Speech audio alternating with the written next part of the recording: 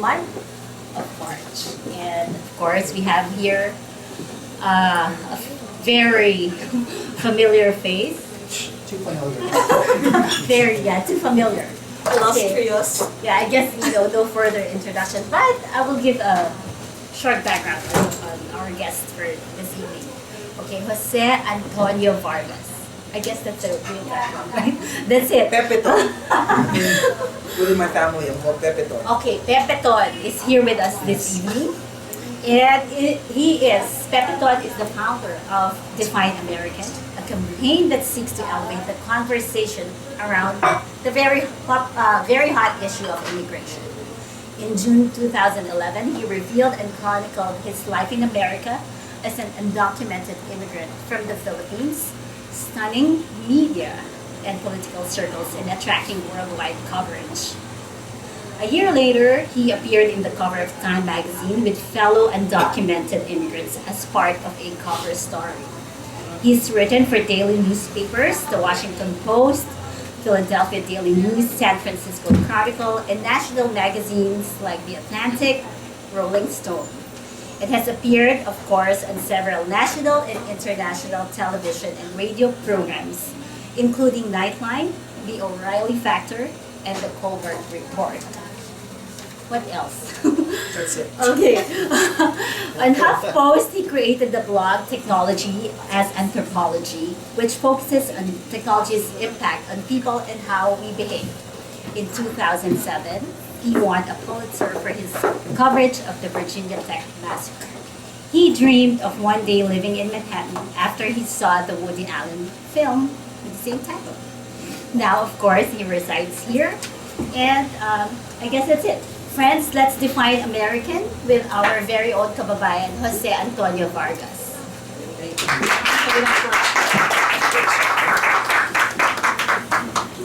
So, am I supposed to say something? Yeah, say something. And then we're going to open the floor for Oh questions. yeah, I'm really here. I'm sure you're tired of hearing of me. It's only gonna get worse, I'm afraid. So I'm really here to answer questions from people. And I live 8 blocks from here. I just walked. I live not too far from here. So I moved to New York, as as you pointed out. I live here now. I moved here in 2009 after I was working at the Washington Post, and then Ariana Huffington, who's been a mentor, offered me a job. She kind of has a Filipino accent.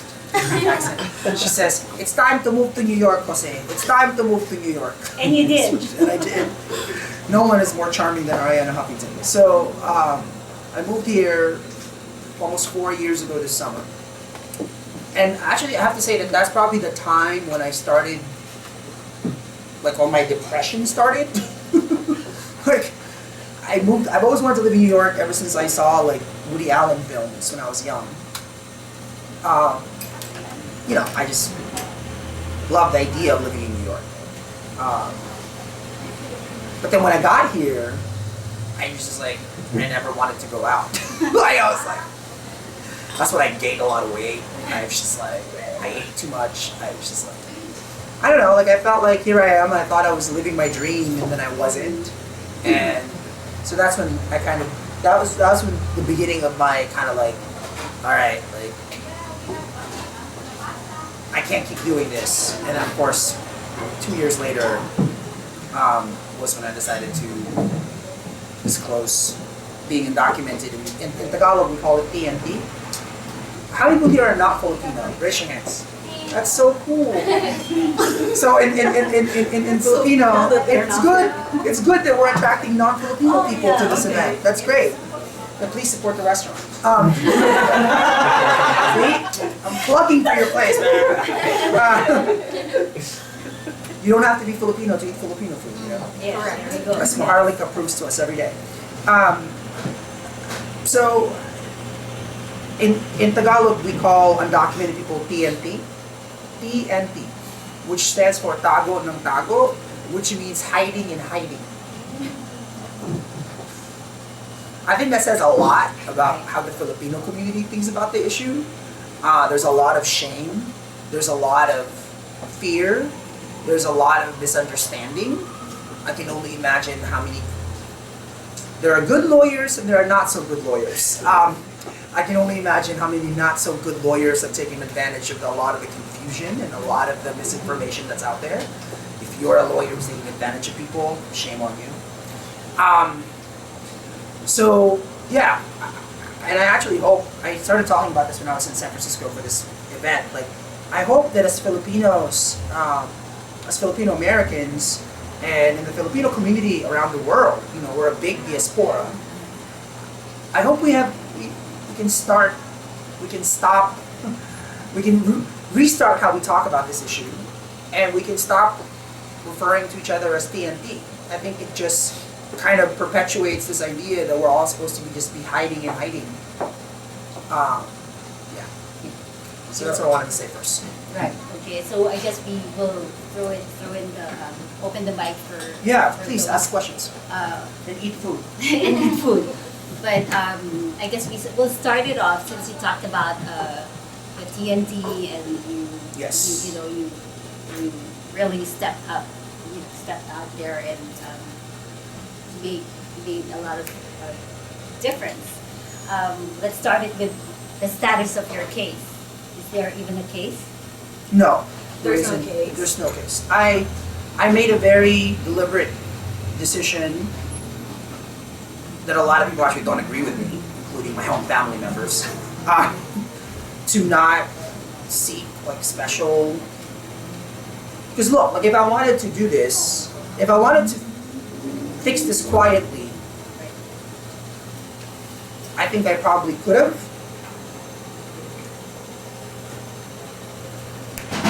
But that, I don't know, it just didn't feel right and it felt cowardly and it felt...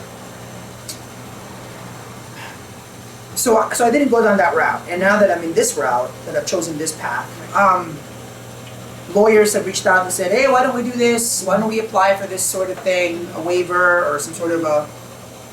It just doesn't feel right. I mean, why would I seek to be treated differently if all along I want to say that I'm one of 11 million people? And now, mind you, like, I'm very privileged to be doing that, right? To even be in a position to do that and not, and you know, still afford to pay my rent. And still afford to send money to the Philippines to provide for my family. Still afford to... People ask me a lot, like, what have I risked? A lot. You know, I miss being private. I used to just go to an event like this and I used to cover it. Now I'm like doing it. So I miss that, but you know. Do people recognize you on the street? You know, a lot of Filipinos recognize me at airports. There's a lot of them there, There's a right? lot of them there. Like Chicago O'Hare Airport is like the friendliest place to me. It's like, uy, ito yung TNT, ano? Yes. No, I'm not kidding. People are like, ikaw yung TNT, ano? And this man actually bought me a muffin once. I was like, I probably shouldn't be eating any more muffins, but thank you, that's very nice. So that's one of the privileges that you have now, right? I mean, the weirdest thing is when a TSA agent recognizes me. It's happened at JFK maybe 3-4 times. That's awesome. One time actually in Miami, there was this like, I think he was one of the customs people. Like he took a picture with me. He was like, I want a picture with you. I'm like, dude, like, are you sure? He was like, yes. No, he's not Filipino. He was like Cuban. And he started like yelling in front of everybody, hey, this guy is like, oh, don't say anything. Dude, be quiet. Like, I was so weirded out by it. One time at JFK, this black woman, she was the one checking my passport. And you know, the only travel, actually, you know, I have it with me. Because you know, when I go drinking, I have to show an ID. So this is the only thing I have is the Filipino passport that the U.S. Embassy people gave me here. The Philippine Embassy. So this is the only proof of ID I have is this passport. And so I was showing it to this woman at JFK, and she's like, "Oh, I know who you are." And then there was like a beat. There was a second, and I was like, "Oh, freak!" Like, and then she smiled. She's like, "Oh, my brother is also, you know, my brother-in-law. My brother-in-law doesn't have papers either, and she's Jamaican." So that was really interesting. I have a question. Yes. When you came out 2 years ago, Here's this gym. Can you imagine? yeah, I know. So the first people who embraced you wholeheartedly were the Latinos. Really, the Asian Americans, and by extension, Filipino Americans, were kind of wait and see. Who is this guy? What is he up to? What is he up to? What is he up to? Is that a fair assessment of 2 years ago? And you know, I really am grateful to being named Jose Antonio Vargas. Because, I mean, I could have been named like, you know, Jose Antonio I don't know, Rizal. something like, you know, I have some family members whose last name is like Batuyong. You know, that's really Filipino, right? Or like, you know, Magalagan or something like that would scream Filipino. But my name is like so Hispanic, it's Latino sounding. So I still get an email at least every day from somebody just writing an email completely in Spanish. And then God bless Google Translate. I just put on Google Translate. And the nicest, kindest, it's embarrassing. I've been doing this for 2 years and I still haven't learned Spanish. I really should learn Spanish. But you're right. I think the Latino community, I think the Filipinos were just like, is he not proud of being Filipino? I got a lot of that. I got a lot of like, is he embarrassed? I'm like, I'm So like, how do you respond to it? well, Right, how do you- I am adobo cooking, TFC watching, Sharon Coneta, Vilma Santos listening. Like, I'm as Filipino as they come. I speak Tagalog fluently. I understand Sambal, which is the dialect where my grandparents come from in Sambales. So if you don't think I'm Filipino, that's your problem. That's not my problem. As for why am I embarrassed of being Filipino? No. How could I be embarrassed of being Filipino? I come from. It's like asking Martin Scorsese, is he embarrassed of being from, you know, Italy? You know, it's like, how can I be embarrassed of such a rich, vibrant, fascinating culture? No, I'm proud. I'm very proud to be Filipino. But I am not privileged enough to travel to the Philippines or to see where I come from. Right? Like, I have to claim to be an American because that's how I grew up. And I have to claim it because I'm not even in on paper. So that's what I say to that. But, you know, look, I mean, I very early on, I'm a writer. I'm a trained writer, so that means I'm used to criticism. You know, I've developed a pretty thick skin. So thankfully, that prepared me for all the criticism that come my way every day. And a lot of it is, you know, of course, some of it is constructive. A lot of it is projection. People are just projecting anger, frustration, some jealousy sometimes, and I have no control over that. I gotta just kind of stay focused, and thankfully my mother and my grandparents raised me well, and I have meron akong asin, which means you have manners. Asin, you know. Asin. Asin, like parang Asin, salt, yeah. salt. Like meron akong asin. That was the saying when I was growing up. So you have manners. You have manners, and my lola and my lolo and my mother early on raised me with manners, and I'm really grateful for that. Yes. A couple years Can you ago- like introduce yourself? Oh, I'm Sharon Navarro. I'm a reporter with the Wall Street Journal. Oh my God! Hey, Hey, kamusta? hi. I'm just, I'm a freelancer with them, but I work. Oh, for great. them. Nice to meet you. Hi. Are you Filipino? Yes, Oh, I'm okay. Filipino.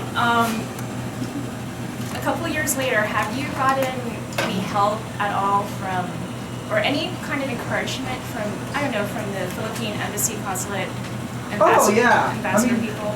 And look, I'm incredibly privileged to be doing what I'm doing. And very early on, the Philippine embassies here in New York, in Washington D.C. reached out. Like, what can we do for you?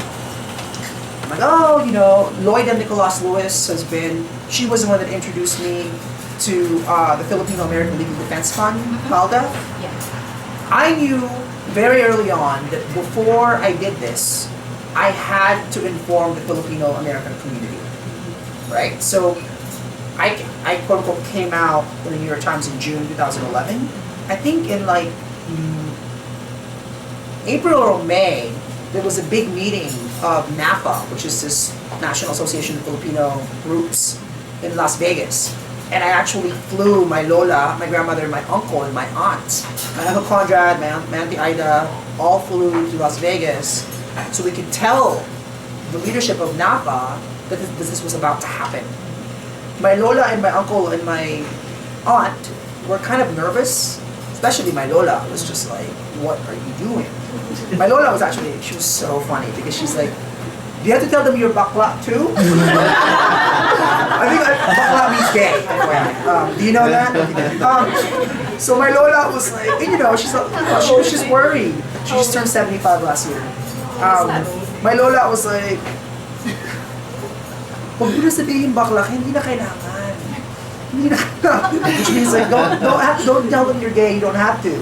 I'm like, it's not like it's a secret, you know? It's like, she meant well, you know, but she was just very, and I told her, yes, Lola, I have to tell people I'm a bakla too.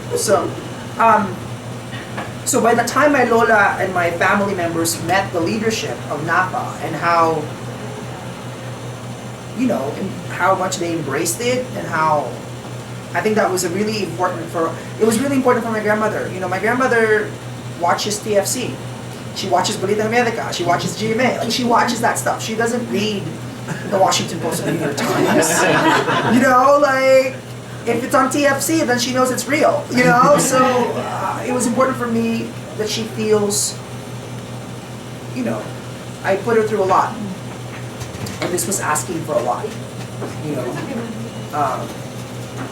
As for support, I'm gonna be really honest. I think I've been so heartened by young Filipino Americans that I meet who are so hungry for activism, right?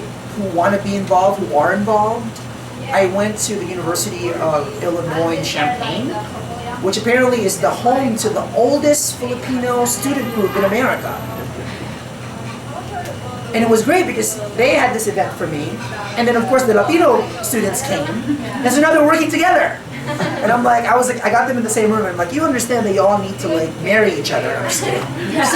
You all need to like date each other, right? And you need to like work together, you know, to help out with each other. You know, I mean, this is how we can change the country, when we actually unite and collaborate with each other.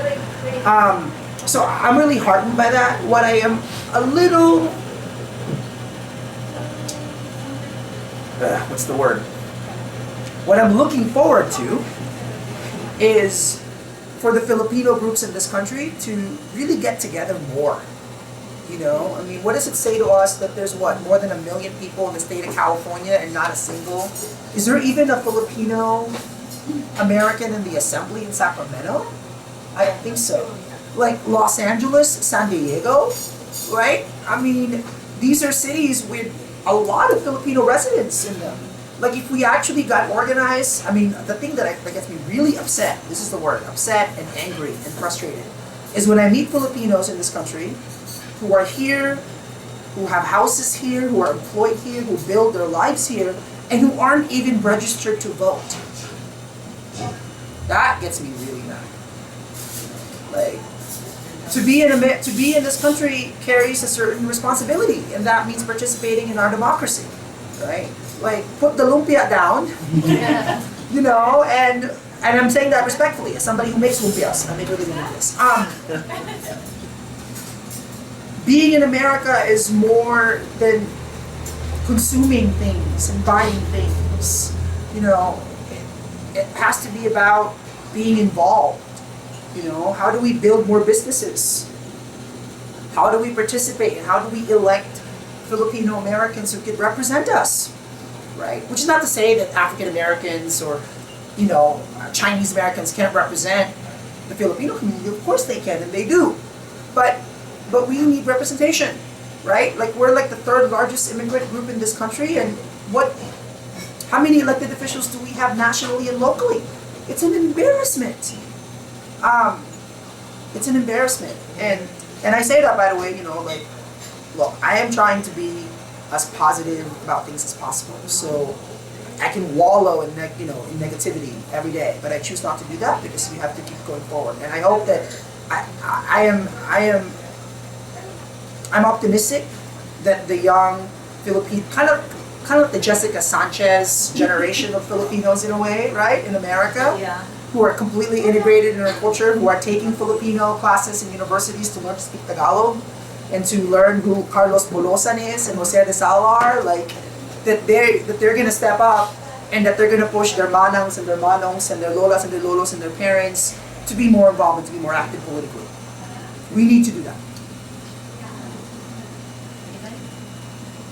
Yes. So, you're clearly an inspiration to the Filipino American. I don't know about inspiration, but thank you. Clearly an inspiration. I think that people who inspire can lead. So, I like to think that this year comprehensive immigration reform will be passed. Yeah. That you'll define American, and that we'll move on from this. And do you think yourself someone who can inspire and possibly be someone who could lead in public office? Oh gosh, no. Oh no. I have no intention of being a politician or an elected official. I really don't. But that's very nice. People have said that. Actually, some people email me and say, "Go to the Philippines and run for office." I'm like, I'm looking forward. In this country. Oh, in this country too. I meant here. I'm a filmmaker. I'm a writer. I like to think that I'm working towards becoming a better artist and being a better creator, and that's what I want to do. I really have no interest in politics. It's tough because some people now are like, you want me to endorse them, or it's kind of weird a little bit. I don't, I'm not privileged enough to be a Republican or a Democrat. I don't think I even believe in those labels.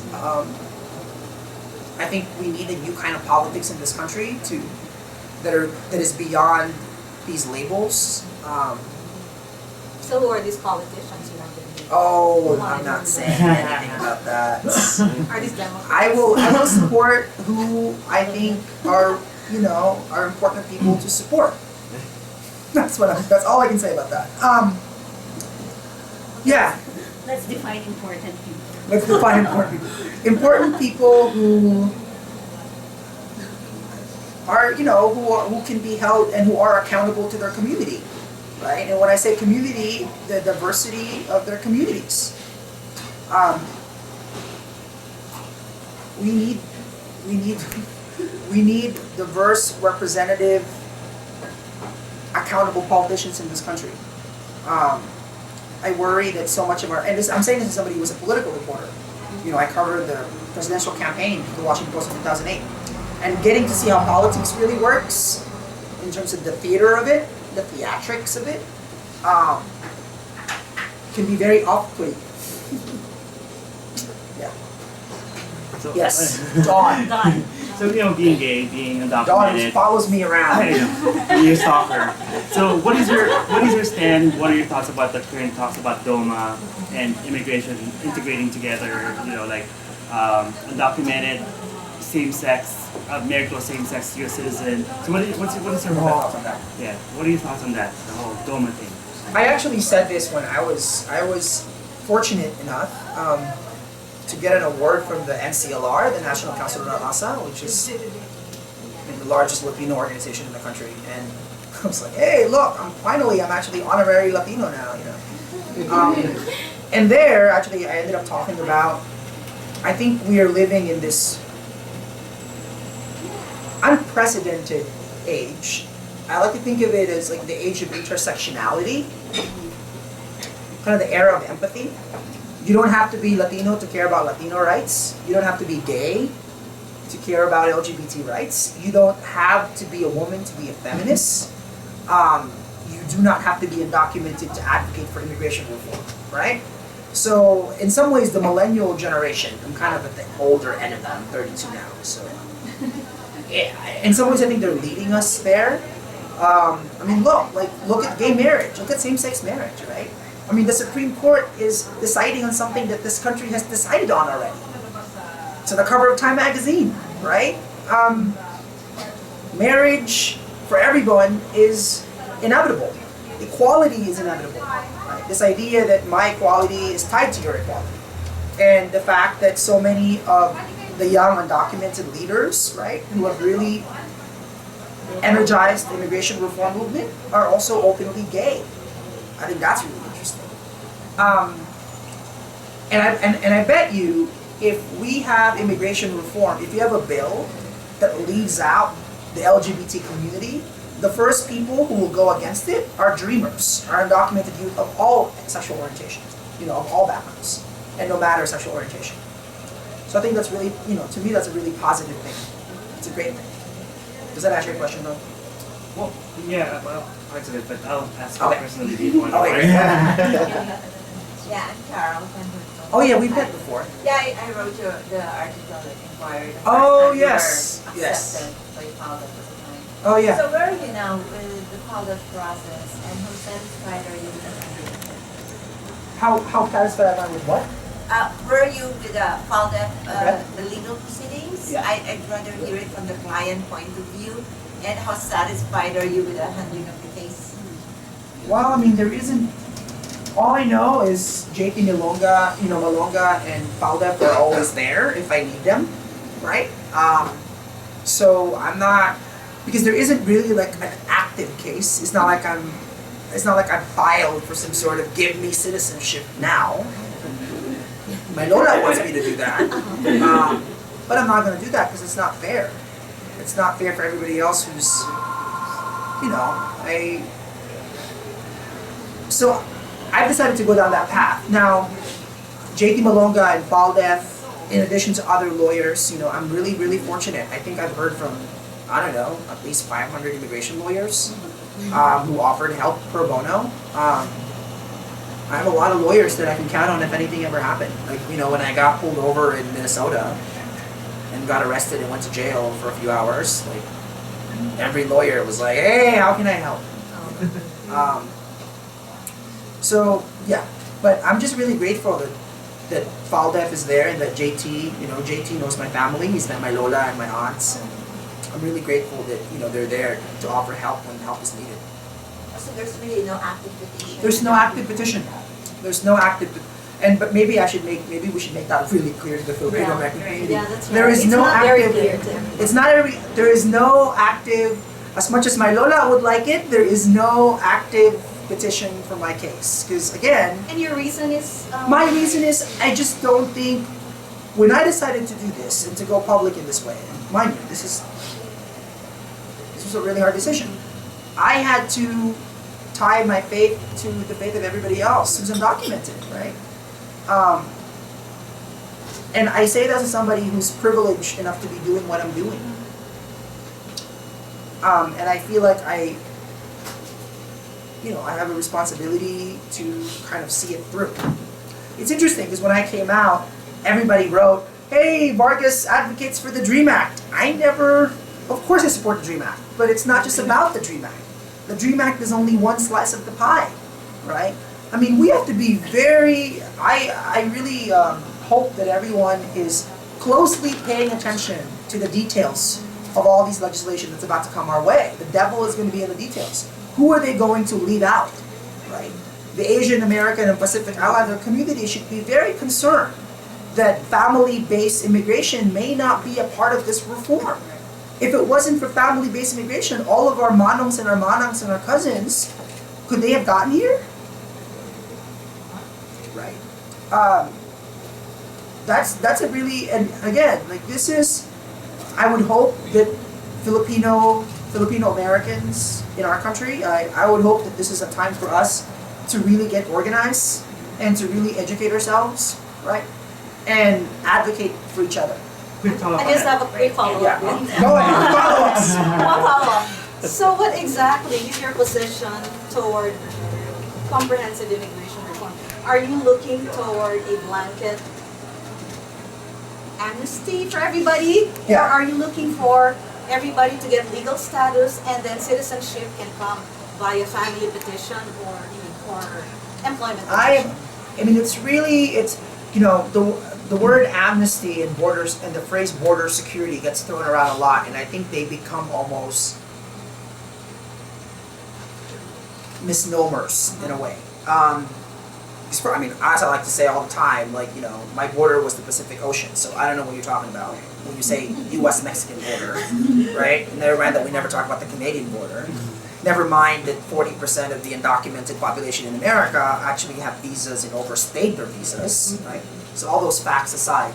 But I understand that, you know, look, if we want a bipartisan bill, if we want Republican support, we must have an honest and real conversation about border security. I get that. Completely get that. And I am eager to... There is not a single person in this country who I will talk to or engage with when it comes to that. I'm looking forward to doing some Tea Party events to talk about border security. There's that. As for amnesty, everything we're talking about, at least as far as the conversation is going, is earned citizenship, right? It's not blanket, all right, you're here, you don't have documents, that's it, we'll just give you papers. This is not 1986. We're in 2013. Undocumented people like me pay billions of dollars in taxes. People like me help build this country and are at the core of the economy of this country. So it's earned citizenship. You want me to pay taxes? I paid a lot of it. You want me to pay more? Okay, let me know how it goes. Want me to speak English? It's pretty good. You want me to get in the back of a line, some line, so that we're not, you know, bumping up anybody who's been waiting for years? What? I mean, right now, priority 4 in the Philippines is like they're looking at the 1989 docket, I think. In late 80s. Late 80s. That's how long the wait list is, right? The Philippines, India, and Mexico have the longest wait list. So that's my position. And for me, it's a matter of how are we really framing this conversation? That's why people in the Bay are beginning with, what do you mean you're trying to elevate the conversation on immigration? This is what I mean. When we talk about border security, when we talk about the U.S.-Mexican border, when we talk about citizenship, I would argue that many undocumented people in this country who don't have papers to show that they're American show every day that they're American by what they contribute to this country. And when I was in Alabama, when I was in Georgia, and I'm talking to like working class white people who have certain thoughts about these illegals, these Mexicans. They thought I was Mexican. I'm like, I'm Filipino. They're like, what's that? Mel Marcos, Manny Pacquiao, you know, I like listed out. Jasmine's voice from Aladdin, you know, Lea Salonga.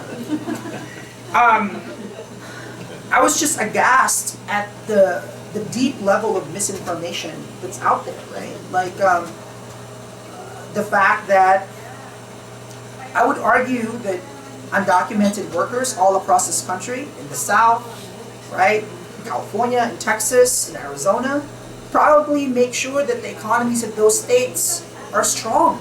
Can you imagine what would happen to the agricultural community, right, of these states if undocumented workers weren't doing what they're doing? Like, we talk a lot about Silicon Valley in California. What about Central Valley? Who makes the Central Valley run? Who made sure that your hamburgers cost as much as it does? Right?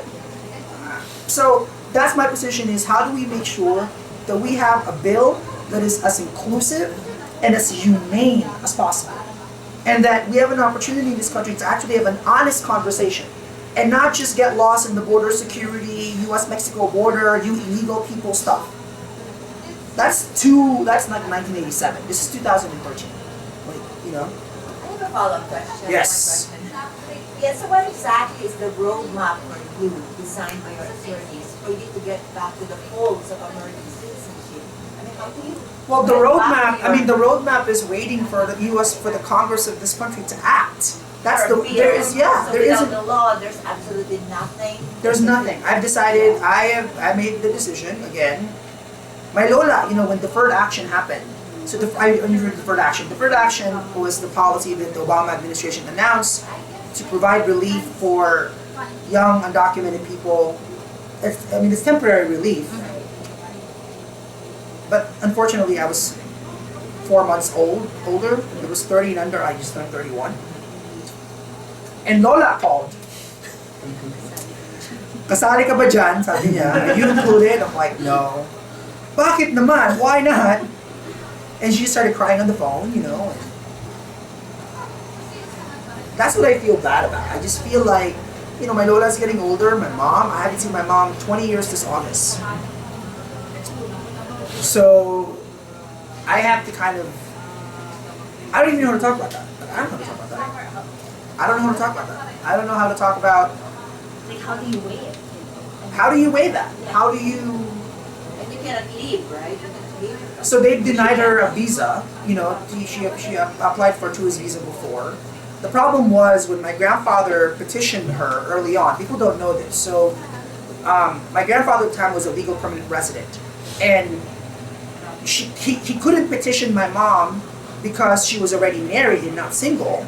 So my grandfather decided to, unfortunately, lie and say that she was single. And then my grandfather got scared that it would impact my uncle's petition. So he took it away. And then by the time she was gonna apply for a tourist visa, it was gone.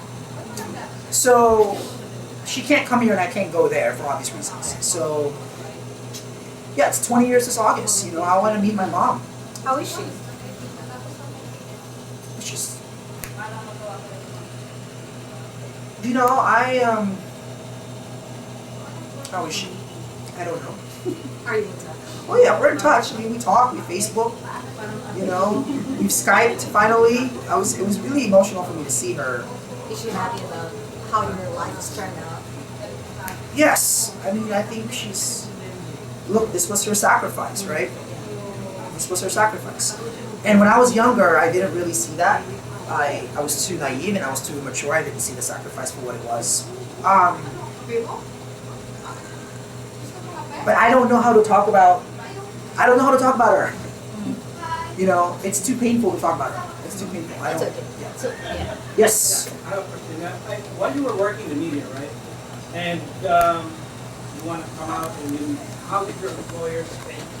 How did they react? Like, did they try to say, let's do it?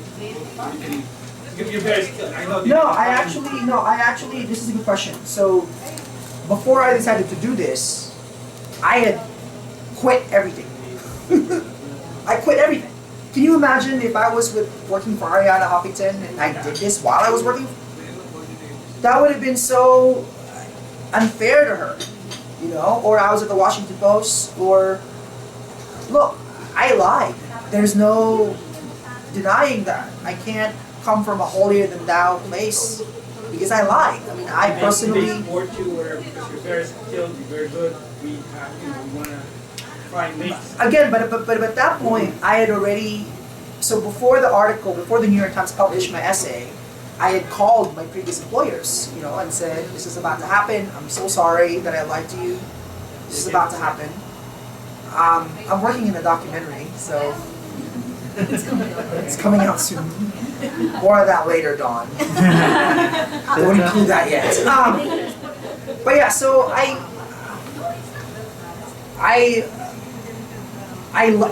had to be as independent as possible to do this. Financially independent, I save up money, right? Because I couldn't work. I mean, I've had a paycheck since I was 18 years old. So I've been working for 12 years, and like all of a sudden, I had no regular paycheck. So I had to pay. My sister's going to school in the Philippines. I had to send money every month, you know, like. Yeah. So I had to make sure that my financial situation was taken care of. Yes, sir. I'm with Monet in the De La Salle Alumni Association. Oh, great. Yeah, so I've been here a long time. My grandpa, by the way, played tennis with Carlos Bulosa. Oh, he did? Yeah, from Seattle, Washington. Oh, yeah, Seattle. You love your grandmother so much? I did too. Bless her soul. She was one of the 5 original Filipinas in Seattle. Oh, wow. Yeah. So, why I'm very much interested in what you're doing. Absolutely. Oh, thank you. Fully supported. Fully supported. And you are now becoming the whatever. Default. That's a really good. I like that. I am becoming the whatever. That's what I'm gonna say from here on out. The default, shall we say, image. I hate to use the cliche terms. That's why I was avoiding poster boy, right? But I'm just saying that you know, you have now come ever since the Time magazine article to be the representative of of the cause for many similar people in similar situations. And I took note of the fact that you testified in the Senate in February, Yeah. and which was very interesting, right? My Lola was sitting right behind me, and I could feel her like energy. I think that's why I got so nervous. You know, I thought of my Lola, and then I thought about my Lolo. My Lolo died in 2007, and there were a couple of times that I thought of him that I started breaking when I was speaking, and I was like, okay, just you can't cry. And my uncle Conrad, you know, who's like one of the most beloved people in our family, he served in the Navy like for many years. He retired, but he had on his entire uniform. He came to the Senate hearing dressed in his uniform, sitting right there on the front. Must have been a surreal situation for you. Here you are facing the very people who supervise the people who enforce the immigration laws, and yet you are at the forefront of voicing out. What I understand from the articles, just from the articles I've written, rightly or wrongly, they said that the ICE could have implemented, the laws. But look, if you want to deport me, where are we? Right. We're on the corner of 21st and 2nd. If you want to come get me, come. Now, I wouldn't wish it upon you at all. But what I'm saying is, it seems then by default again, the ICE must have been in an in-between situation because it can put them in a bad image, right?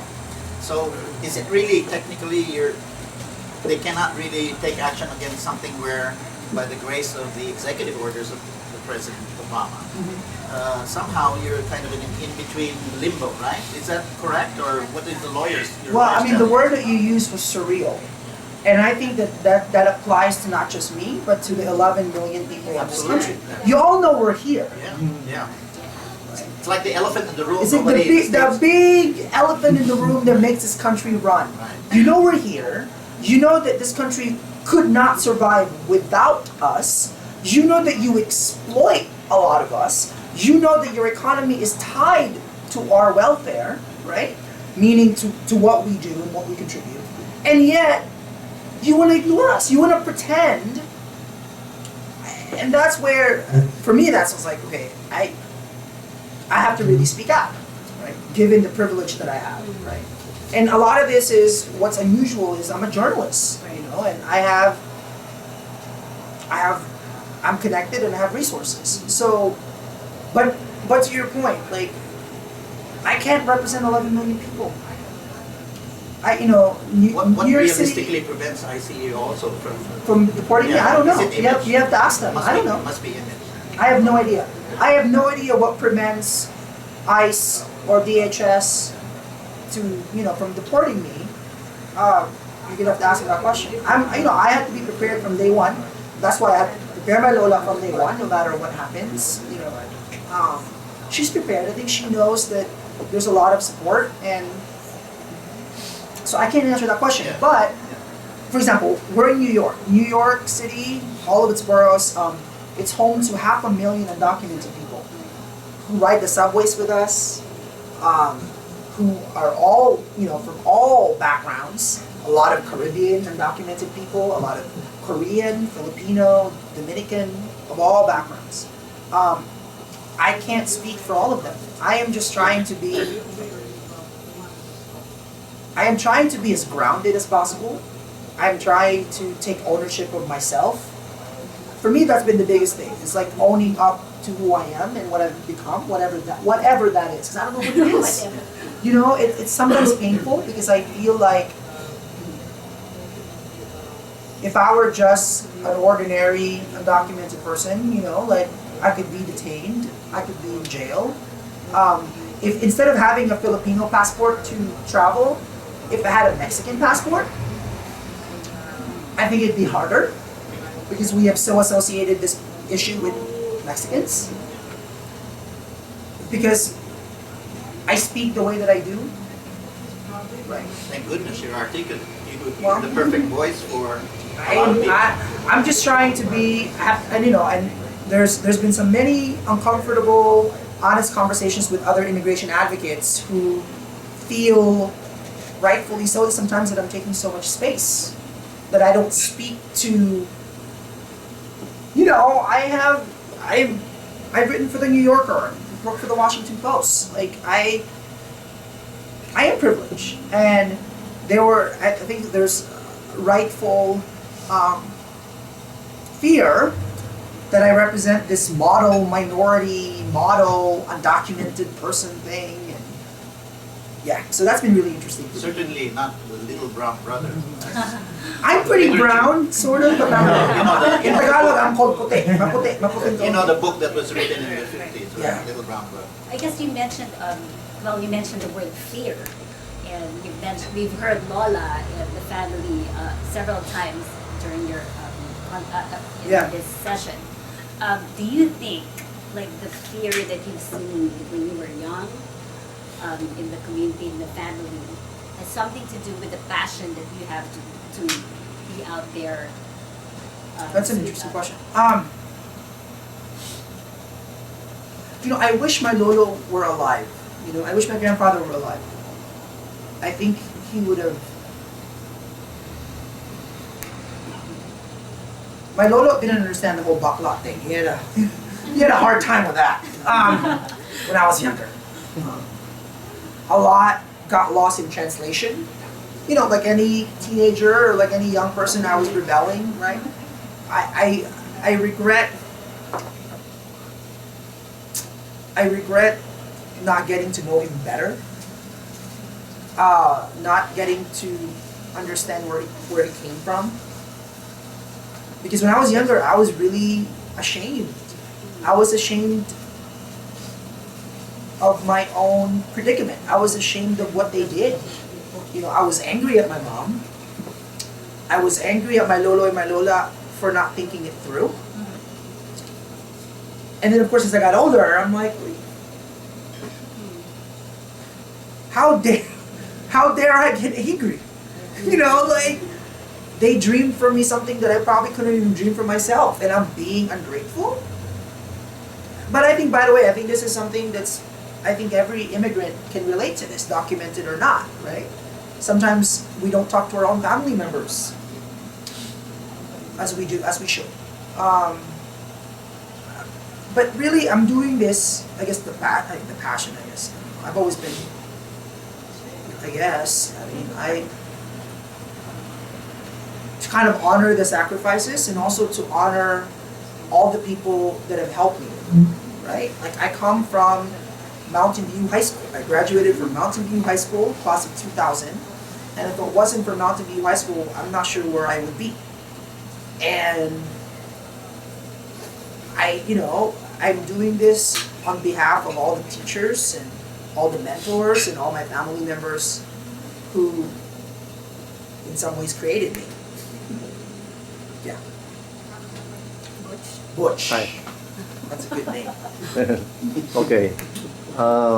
When you came out as an undocumented person, what did you expect to gain, or what did you expect to lose?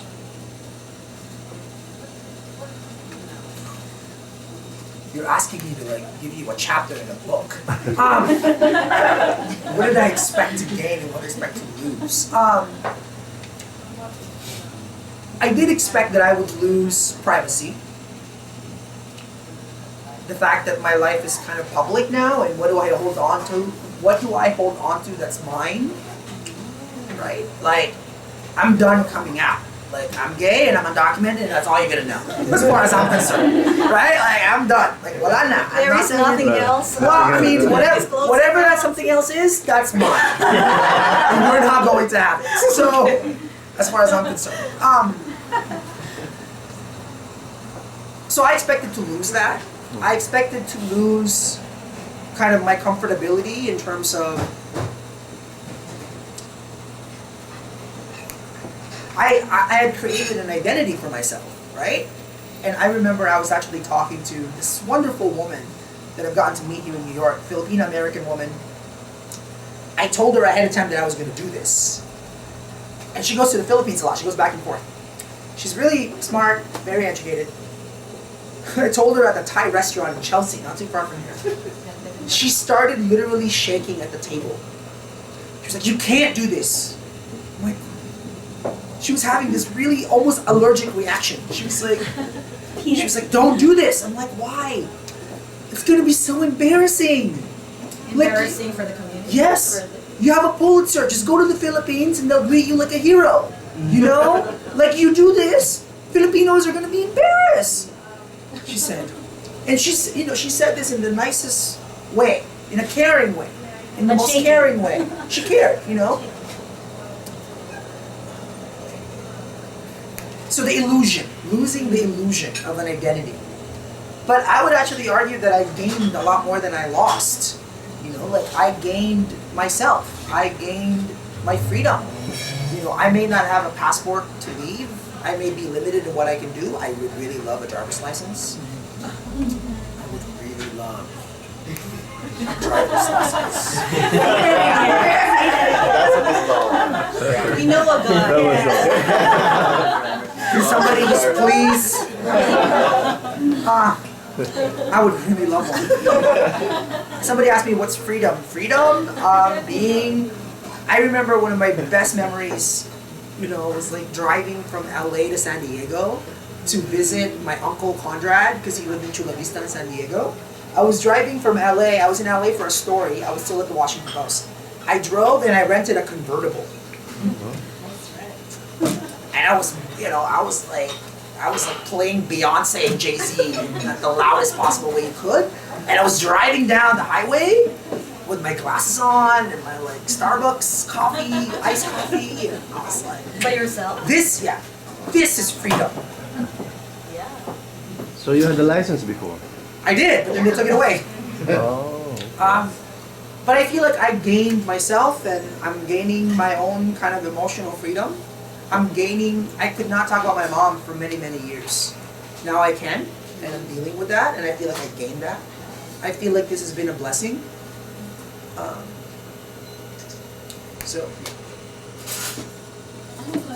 can you introduce yourself? Oh, I'm Deborah. What's up, Deborah? Hello. I have a question. Why do you think this issue is only attached to Latinos? I don't know, why do you think? Why do you think this issue is only attached to Latinos? I mean, that's what, you know, I went being immigration. With immigration. Yeah, I mean, in some ways, that's been the failure of the media, right? In some ways, not the people sitting next to me. No, I know why. There's that, and when NCLR kindly gave me that award, my main message to the audience, a predominantly Latino audience, I said, we need your help. We need your help to tell Americans that immigration is not only a Latino issue. That's why when the Time magazine cover happened, originally Time magazine, the editors of Time magazine just wanted my picture on the cover. And I'm like, no, I don't want that. So I'm like, hey, why not? Why don't we invite 30 other people? And they're like, where are you gonna find them? And I'm like, are you kidding me? Facebook. Like, I've gotten to a point now where I'm actually befriending friends, because there's a 5,000 limit. I'm starting to befriend American citizen friends. I can add more undocumented friends, so I know what's happening. It's like the perfect newspaper for me, right? And then we got 36 people on the cover of Time magazine from 15 different countries. Israel, Germany, Nigeria, Guatemala, Brazil, Peru, Mexico, the Philippines. We're in New York. We're not that far from Ellis Island. We're 12 million undocumented people between 1896 and 1954. 12 million undocumented white people crossed the border called the Atlantic Ocean and landed on Ellis Island. They used to call Italian people WAPs, without papers. Now they call them illegal. We used to call them WAPs. Now they call them illegal. So we need the Latino community's help, although the Latino community has been disproportionately impacted by this, right? A lot of these anti-immigrant laws are anti-Latino laws, documented and undocumented. I'm sorry. I'm sorry, I wanted to say that. You're next, I promise. Go ahead. Sorry. So, as sort of like the Latino documentary we were trying to work out and branch out into our Filipino brothers and sisters, like New Jersey, we were lucky enough to have Anak Bayan, who actually like supports us and are popular. public about the issue, how else would you recommend for us and like the rest of like the United Network and in generally undocumented immigration movement in general to engage So I the can tell Filipino you, community? this is like one of the best activists in the country. I can see that. The fact that you showed up, and he's been very kindly and politely, Jose, you have to do a New Jersey done something. I've been like, I don't know, I'm going to Alabama. I promise you, you come here, we're gonna do an event. And we're gonna invite every Filipino in New Jersey to come. We're gonna get good pancit and good lumpia. You only see six still. See, this is like a really Filipino.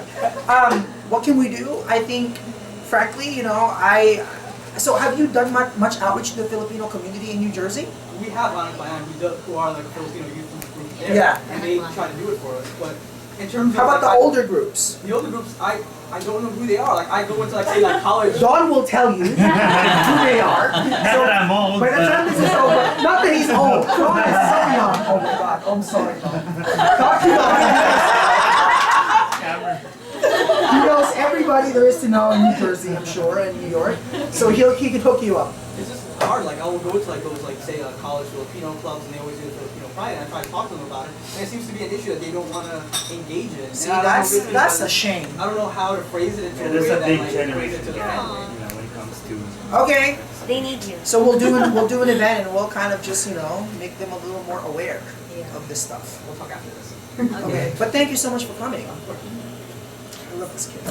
He's not a kid, but I love him. I just wanted to interject and say I thought the Time magazine cover was brilliant because I didn't know that you were going to be on it originally, but it reminded me very much of the Norman Rockwell paintings, where they had people from different areas of the world just standing there, and I know it's been referenced in other artwork, but that really I gotta tell you, like- that really touched me when I saw it. Oh well, thank you. A lot of the prompts really go to Time magazine. I'm still amazed that I got away with as much as I got away with. I basically called the editor up. Rick Stengel. I happen to know him, and I called him up and I said, I want to write a story about why I haven't gotten deported.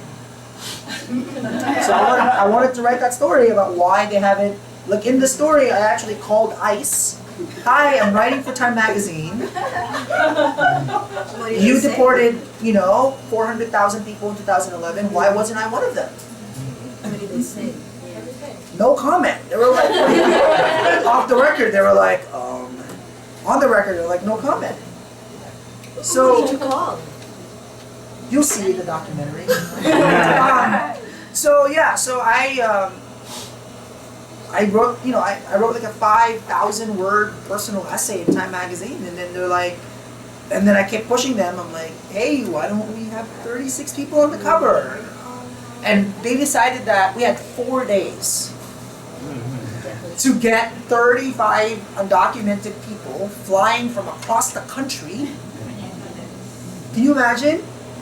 To like a studio in the West Village. It was so interesting because by the time everybody showed up, and there were people, I was like texting people. It was like, hey, you just have to come. I couldn't tell them what it was for. It's for a big magazine. It's on Thursday at 12 noon. I need you to fly from Arizona or from Alabama or from California to get here. Time didn't pay for them. What's that? Time didn't pay for their transportation. No. Curious. Yes. No, because that's not the job of the newspapers don't buy sources, right? So Their cover material. I had to get them there. So we figured out a way to get them there. Some of them stayed up. I had like 4 people stay in my apartment. I gotta tell you, by the way, that was like for me like probably one of the best days of my life to be in that studio with like 36 other people. And it was so interesting because when you do a photo, you have to do like a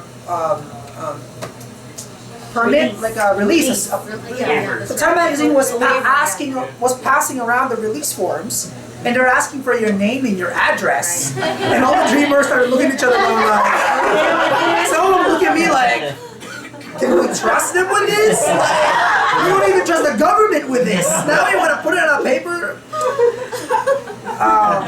It was amazing, It was, and of course, 2 days later, deferred action got announced. So, actually, yesterday, somebody just told me, people applying for deferred action, people on the cover are using the Time magazine cover as proof. So May I comment? that was amazing for me. You're the very epitome of intersectionality. Yes. To use your term, because there are two top pieces of legislation that can be crucial, very much Oh, yeah. in your case, right? Yeah. Which, by the way, tells us, here we're in America talking about same-sex marriage. What about the Philippines? What about that? Where are LGBT rights in the Philippines? Where's abortion in the... don't even get me started on that. Do not get me started on that stuff. My gosh. Yes. So Jose, I read Filipino news. I know what's up. so let's be optimistic and let's say that the immigration reform is passed. Sometime I'm always this year. optimistic, John. I'm always So optimistic. what's going to be next for you? Are you going to be being a journalist again? Are you going to be a filmmaker? Are you going to be an advocacy journalism? What lies ahead for you? I mean, if that happens. Or are you gonna get married? I feel like... Oh, that's Lola. That's funny. I've actually never had like a long-term relationship. I've just never, I was too busy. I've been too busy. What's next? I feel like my life just started. I feel like it actually just got started. And so there's a lot I want to do. I don't want to be boxed in. I have no control over what people want to call me, activist, advocate, whatever, but I'm just going to try to be as creative as I can be.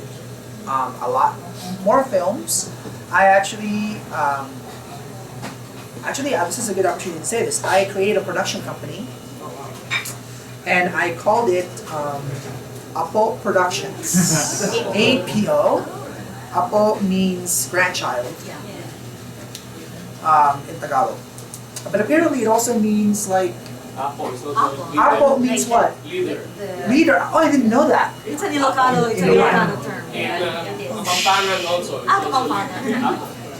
Okay. It could be Lolo. It could be, that's not my intent. My intention was, my intention was grandchild. But all right, sure, I'll take that. That's great. Yeah. So I am doing it in honor of my Lola and my Lolo, who made sure. So I want to do more films. I can't wait to go to the Philippines and do a film from the Philippines. I can't wait to do that. I grew up watching like Ishmael Bernal, and this is a golden age for cinema, right? Like because of the technology, it's we've been filming and we've been doing digital technology, and so do more of that. I am very much curious about the Filipino diaspora. There's 110 million Filipinos around the world. What connects us? How can we be connected? I'm very interested in that. And I'm very interested in kind of how I feel like in our country, in America, I feel like the issue of diversity is really coming to the fore, right? In this kind of post-Obama era. It's not a post-racial era. I hate that term. What, post-racial? You finally elect, a non-white person president and you're calling, by the way, because Barack Obama is black and white. Forget that. We forget that as a country. So I'm just very interested in kind of what else I can do creatively here. So everything creative. Creative. Nothing politics related. Yes. You're going to continue to write, right? Oh yeah, I'll continue to write. Because writing is the hardest thing. Writing is the hardest thing. It's the hardest gain weight thing. And I'm trying to figure out how I can write to not gain weight. It's like that's the hardest thing. But yeah, so writing is the hardest thing for me. And I'm going to keep doing it. I'm curious about Define America. Yes. Who are the people behind it and where do you get your funding? Filipinos, if you want to fund Define American, defineamerican.com. There's a donate page. Yeah. Is that Because people think that we have a lot of money and we don't. I am running this project from because I'm so busy doing that I'm not fundraising. I need to do a better job at this. We finally have hired a full-time staffer, a director of Define American, Monica Novoa. She used to run the Drop the I-Word campaign at Color Lines. She's a really fantastic woman. And Define American is really the product of a day-long conversation that I had with 3 of my closest friends in my apartment in New York. We sat down and said, I'm about to come out as undocumented. How do I make sure that this is not just about me? What do we call it? What's our goal? And so my friends, Jake Brewer, who's like this straight white guy from Tennessee, Alicia Menendez, who's half Cuban. Her dad is Robert Menendez, the senator. Bob Menendez from New Jersey. And Jamu Green, a friend of mine who's actually parents from Liberia, African immigrants. She used to run Rock the Vote and the Women's Media Center. So 4 of us, very diverse group, got into my apartment over bagels and orange juice and came up with Define American. We came up, actually, my God, it's 2 years. We came up with it April 2011. I'm hoping to grow. That's why I need to raise more money. Because really, as far as I'm concerned, yeah, Define American is about elevating how we talk about immigration, but more than that, it really is about a conversation about the nature of citizenship. You know, there are American citizens who are born in this country who aren't considered American, just because they happen to be that or that or that. So I'm really excited. We're having our first event, actually, our first ever event, and we're gonna have it here in New York where I live. We're doing it, thankfully, with the Mayor's Office of Immigrant Affairs during Immigrant Heritage Awareness Week. I'm gonna get better at this. Immigrant Heritage Week. Dawn, can you make sure we are doing this in correlation with Immigrant Heritage Week on April 22nd. And so it's going to be a celebration of undocumented New York. So we're really, really looking forward to that. Thank you, Marie. Oh, Dennis? Someone hasn't asked a question yet. Mom, you have to ask a question. Eddie. Letty, okay. I'm Letty Almadin, and I'm involved with different Philippine organizations. And you mentioned earlier that How many Filipino organizations? So many. Bakit ang dami? Can we just have a big one? Can we have an NAA? Don't you think it's time for Filipinos to have an NAACP or an NCLR? It's supposed So to we be have NAFA. We have NAFA. Okay. It's supposed to be that. we can Okay. sit down and discuss the issues why there's so many. What was that?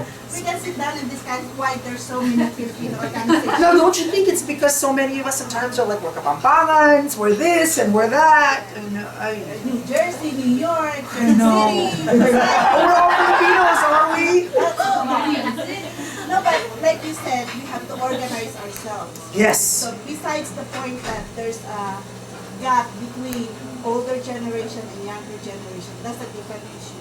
But my question is, how can we, what do you expect or hope that we can help the immigration reform as what you're advocating? Actually, I don't think that's a separate issue at all. I think the fact that we have young Filipinos who may not even know where they come from. I never forget where I come from. I come from Zambales. I grew up in Iba. You know, I grew up in with banana leaves and calamansi trees and langka and the beach and what is that saying? Ang hindi lumingon sa pinanggalingan, hindi makakapagdating sa paluloonan. Sometimes I look at, sometimes even in my own family, we need to talk to each other more and remind ourselves where we come from. I'm 2 generations away from selling rice at a market. My Lola didn't make it past 6th grade. My grandfather didn't make it past high school. And I'm not saying that, I'm not embarrassed of that, I'm proud of what they did,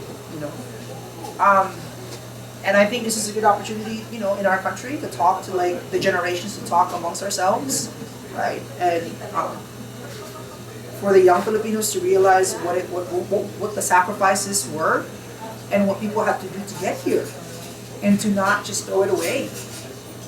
And if you can do that, that for me would be great. Now, if you could also help support Define America, that would be awesome too. If we can, and more than that, really too, is how can we make sure that, oh my God, one of my dreams is if the young generation of Filipinos, would make sure that all of their relatives are registered to vote. That would be. If we can have an organization, if NAFA wants to do that, if whatever wants to do that, that it would literally be a Let's Get Filipinos Registered campaign. Man, tell me where to go. I'll even cook adobo for you. Tell me where to go. We'll play pusoy or play mahjong. We'll do something. And it'll be great. Curious question. Yeah. We haven't heard much about your father. Is he still around? No, my father died in 2000. My grandfather died in January 2007. My dad died 2 months later. Oh, So, but you know, I saw my dad maybe 5 times my whole life. He left my mom and I when I was 2.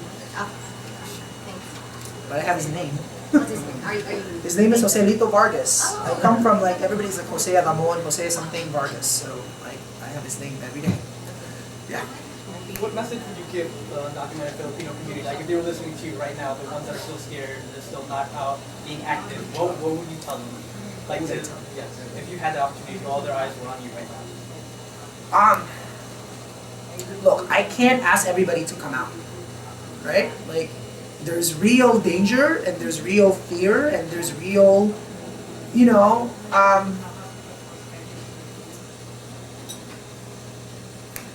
actually, hold on. Can you hold on for 1 second? I'm gonna read something that I just got from this Filipino woman. This Filipino woman sent me an email, and I actually cried after I read it. I'm not gonna cry when I read this now, but just share it.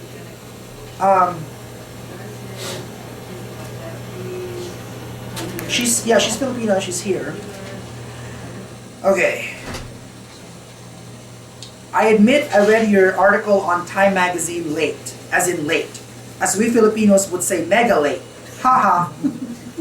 But it still resonated with me. It felt like I was reading my story, how I got here, what I do to keep my nose clean and fly under the radar every day. The feeling of fear whenever I see a cop car drive by or pass through the airport security line, the frustration of friends and coworkers asking what I am doing to get legalized, as if I'm sitting on my ass every day doing nothing. And up until you came out in the president's second inauguration speech, I started feeling so hopeless. I'd wake up every day, go to work, a job I started seeing as a prison, and a life that always made me say, ay, ganito na lang ba ako araw-araw? I rarely tell people about my status because I was just plain afraid. You know, then I read about you and how you bravely outed yourself to the world, facing the hate and the negative comments and building on the positive ones and spreading the message of being treated equal and being part of this great nation. I just wanted to say thank you. For the first time in 10 years or so, I've been here. I feel very hopeful. So this for me, by the way, I mean, this is a reward, you know. People are afraid and you can't blame them to be afraid. But if we can't come out, let me give you an example. So I am part of a mixed status family, right? There are 17 million families in America where at least one person in the family is undocumented, right? It's a mixed status family. So out of I'm like, what, big Filipino. I have a huge Filipino family. I think there's like 40 of us, if you counted all the cousins and the aunts and the lolas and everybody else. Out of 40 people, I'm the only one who's TNT out of 40 people. Can you imagine how many other Filipino families are just like that?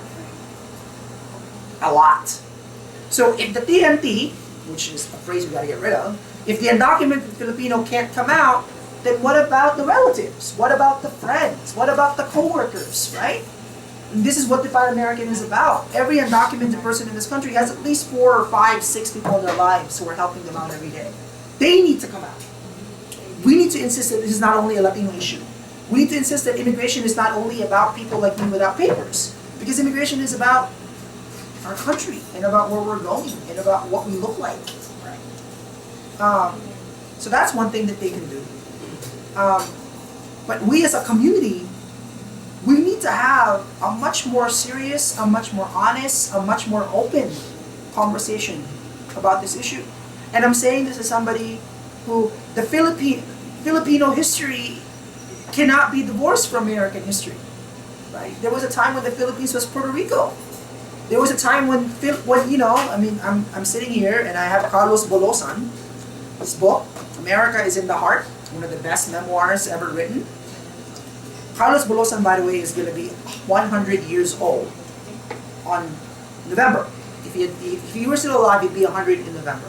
I really hope that the Filipino community here in America could find a way to celebrate him in his memory. So Carlos Bulosan got here and worked the fields in California and in Washington State. He got sick and he started writing. He taught himself how to write. He never got to see the Philippines again. But he died, you know, and he wrote a book called Said America is in the Heart. And Is that what's in your heart? it's what I am, you know, it's, I don't have the papers to show you, but this is how I grew up, this is my home. And I'm saying that as somebody who can't wait to go to Iba, you know, and go to Pasig, where I grew up, and go to Antipolo, where my mother lives, and, you know, just smell the Philippines. You know, I'm reminding myself of like, one of my best memories too was eating at, that place, that restaurant where you eat with your hands, Kamaya. Great kare-kare. Jeepney, go to jeepney. Great kare-kare. Oh yeah, I should go to Jeepney. I go to Maharlika a lot. Like, I go to Maharlika, like, too much. I go to Maharlika a lot. But yeah, so I look forward to going to the Philippines and getting to know the Philippines more. I don't know it that much. I don't know it as much as I should. How do you deal with the emotional and the mental pressure of this whole exercise? I'm trying to work out. How do I deal with it? I'm trying to just like be active. It's funny because actually a dreamer, one undocumented youth in California, I was at the University of Northridge, it's like CSU Northridge, and this young dreamer came up to me and said, do you ever get depressed? Like, I see you on TV and you just seem so like composed. I'm like, do I get depressed? I mean, are you kidding me? Like, of course I get depressed. It's like, you know, every day, every morning is like a fight to get up. You know? It's like, but we have to. Was there ever a lowest point? Oh my God. And did you cry? Did you get really emotional? Did it come to your mind that why did I ever do this? No. Look, all I know is whatever it is that I'm going through, there are people who are going through something worse. And people, I think of my Lola, for example, you know? And I think of my Lolo, I think of my Uncle Conrad, you know, who rose to ranks in the Navy, right? Like, what he had to put up with. We all have our own hell that we're dealing with every day. And so, I don't want to get caught up in that. Like, I'm a big, James Baldwin is probably my favorite writer. And one of my favorite quotes from him is when he says, "The greatest difficulty is to say yes to life." I think about that every day. I just have whatever the pain is or whatever the drama is, just have to keep going. So of course I'm depressed, but the last thing you want is me on TV depressed. You don't want me angry. Believe me, I'm really angry. I'm angry. I'm angry that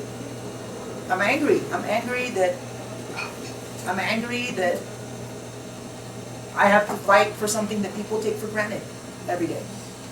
You know, that's why as somebody who's Filipino and I look at the Filipino American community, and that's just not Filipino Americans, that's also every ethnic group who are in this country, who are here, who work here, who have families here, but don't take advantage of what this country is and how we participate in it. Please don't take for granted the privilege that you have. If there's one thing that I want to get across, it's probably that. Yes, Maria. Awesome Maria. She's gonna be my best friend. Just so to follow up on your question, and I'm talking for New York City here. There's an executive order for city agencies. Oh, Maria, you might want to introduce yourself. Sorry, first. I work for the Mayor's Office of Immigrant Affairs. I'm the Commissioner's Assistant and Project Coordinator. And she's Filipina, isn't that awesome? Yes. Her name is Maria Lee. Maria Rosana Cruz Lee. Okay. And I grew up in Antipolo, came over here in 1950. Wait, you know that? Okay. And so basically, oh my gosh, I can't remember my face. But there's an executive order for city agencies. Well, one is Executive Order 120, signed by Mayor Bloomberg, stating that people who try to get help from city agencies should be able to get help in their language. So if you approach a city agency or city hospital in your language, like you said, you only speak Ilocano, you only speak Tagalog, they have to help you. And if they don't, we're the office that you come to, and you say we were trying to get help and they weren't able to help us, and then we figure out what's happening. And then to your point, and to I guess, I'm sorry, what was your name? I need to get your name. Giancarlo. Giancarlo. Yeah. We need to connect. Yeah, you need to connect. We definitely need to connect because we have a lot of youth stuff going on. There's Executive Orders 34 and 41, which is a privacy policy. City agencies, New York City agencies cannot, like we hold your immigration status as private. We do not tell the federal government, because immigration is handled by the United States Citizenship and Immigration Services, which is not necessarily ICE. They're like different areas of Homeland Security, but what's it called? They're a federal agency, and we're a city agency, and you're in the perfect city for undocumented immigrants because we have all these protections and provisions for you, and the Mayor's Office of Immigrant Affairs is the office to help you get connected to resources and information and city services, and so I guess I said this at the New York Rights and Responsibilities Forum that we had one time at the consulate. Oh, that's great. And I know, everybody in their everybody has somebody that's TNT, and it, frustrates me that we're living here in the city and people actually don't know that you're protected. People are scared to come out. We should do some sort of an event around that, kind of a know your rights thing. We just did. Oh, you just did? Yeah, October. How many people came? 10? It wasn't, exactly what I was supposed to be. Exactly my point, Christina. That's why we have Pusang inis, as I like to say. Not the bad word. Pusang inis. 10 people? So we brought city aids, we brought NYPD, financial empowerment, and small business, because that was the concern that you mentioned. Maybe we should do it. We're doing a lot of partnership with the Tenement Museum. Maybe we'll do it there. We'll do a Know Your Rights event at the Tenement Museum. There's one on April 18th at the Jose, bring artista. Oh, yeah. Bring art. Oh my God! Bring artista. Who are we gonna bring? Oh my God. I have a crush on somebody. I'm not gonna say who, but I do. I've been following him on Twitter. He's so cute. He's not bakla. I don't think he's bakla, but you never know. You never know. You never Hey, know. tell me later. I might be able to do something. I'm sure. God, you want to get me married? Over here. Oh, bring him over here. Oh, for the event or for me? Yeah, for the event. Oh. Forget it then. Any other questions? Yeah. Mr. Jose, my name is Richard from Mr. Jose, okay. My question is, will you be ready as the Time Magazine Person of the Year for 2000? Oh gosh, no. That's not gonna happen. Take that. No, I take that. not gonna happen. Second no, question. I got as much as I can out of Time Magazine. They're not gonna be. Well, you were number that. 2. No, that was all of us. That was all of I documents. think that section was, you guys are both number 3. I don't know. Correct if I'm wrong. Yeah. I have to check my sources. Anyhow, I'm the president, used to be the president and the founder of our Filipino Association in, Oh, great. in Newport. And I see there was a lot of effort. But this is my question. Yeah. If you have 90 days and you are being deported, what would be the greatest achievement, or what would be the greatest token or monument or edifice or fortress that you can leave in New York, being who you are right now?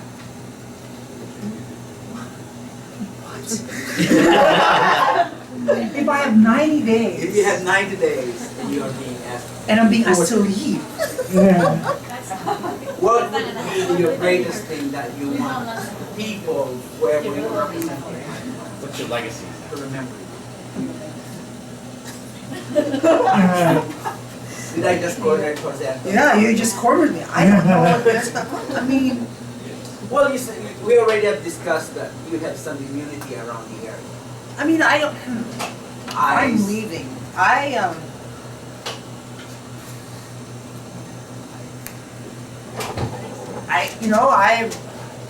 It's so funny because in some ways I've tried to write my way into America.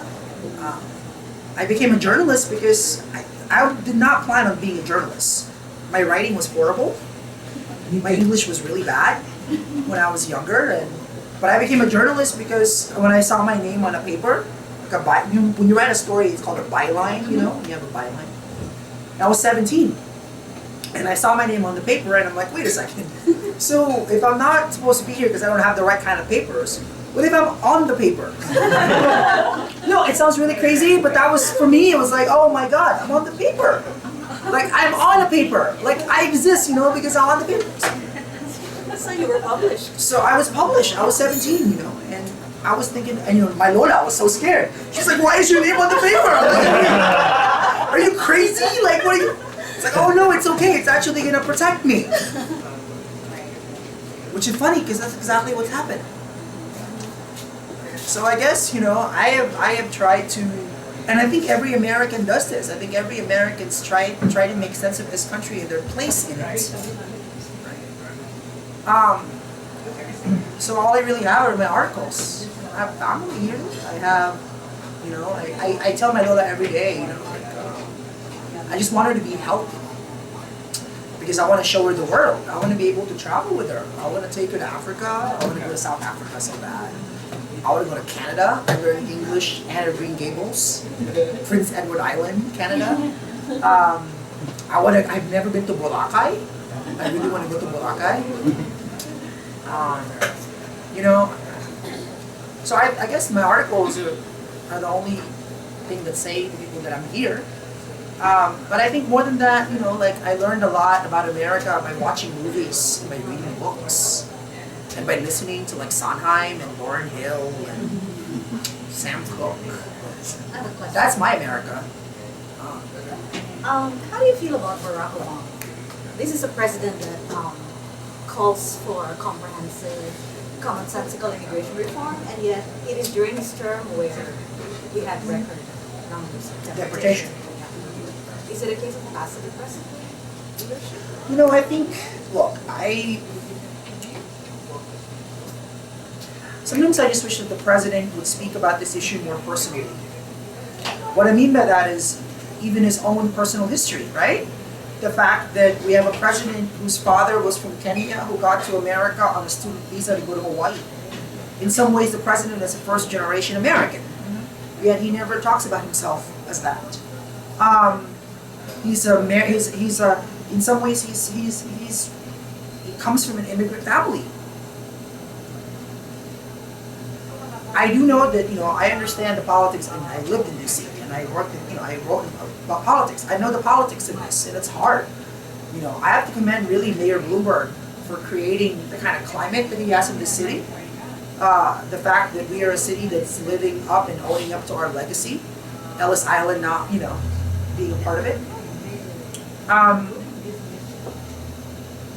And as far as I'm concerned, the biggest test for Obama's legacy is, does he want to be remembered as the president that deported, you know, a record number of people? What are we now, 1.2 million people? Or does he want to be remembered as the president who welcomed 11 million new Americans? I think he wants to be remembered for the latter. And look, and we cannot talk about President Obama without talking about the climate, right? This is a president who, the moment he got to the White House, people questioned his own citizenship. So it's tough for him, you know. And I completely understand that. But at the same time, I wish that this would be a little more personal. Yes. It's very nice. Diplomatic. I'm trying to be diplomatic. Okay. Anything else, or are we done? Because I'm like tired. I've sat here for an hour and a half and asked you know, a lot of questions. Any other questions? Anybody else? Noel? Oh, announcement. Sige po. You have a Mami question? na. Rachel has a question. Yes. Hi, I'm Rochelle Ocampo, president of Inopro. You Oh, actually yeah, were able Inopro. to do a keynote speaker. Yeah, I went at to your the event. summit. It was an awesome event. Yeah. So thank you again for having No, us. thank you for having me. So my question is, I'm not sure if it's covered yet, but have you ever felt overwhelmed knowing that you have not just the Filipino immigrants, but like all of the United States immigrants on your shoulders? like trying? Do you ever feel that? That you Because I have don't that think about it like that. responsibility? I don't think about it like that. There's so many other people who are doing more important work, who are on the ground every day doing what I'm doing, you know? And so I try to not, again, I can't, you know, speaking in front of Congress, okay, was definitely probably the most stressful time for me. It was right up there with like writing the story because it was tough. I heard the Senate announced that I was speaking on a Thursday. I spoke on a Wednesday, and between Thursday and Wednesday, I must have heard from like 200 people who were like, "Don't forget about me. I'm about to be deported." You know, and I made this thing early on of giving people my cell phone number. So I'm sorry for people who I don't respond to back text-wise. I feel sorry for Dawn because Dawn's like texting me, "Oh my God!" I read it like a month later. And they're like, "Don't forget about me. Don't forget about me." How can I forget about, you know, like there's a great Dean Cummings poem. I carry your heart with me. I carry it in my heart. That is all I can do. So, and I can't overwhelm myself. I can't allow myself to get depressed. I can't allow myself to be pessimistic because I'm alive. And I just try to be as effective and as grounded as possible. And again, the last thing, Filipino Americans, we really need to come together. We really need to come together. We kind of owe it to ourselves. And we owe it to each other. So, all right, that's it. No more questions.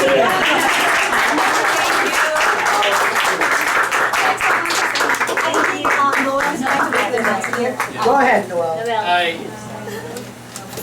Commercial from Noel. Commercial.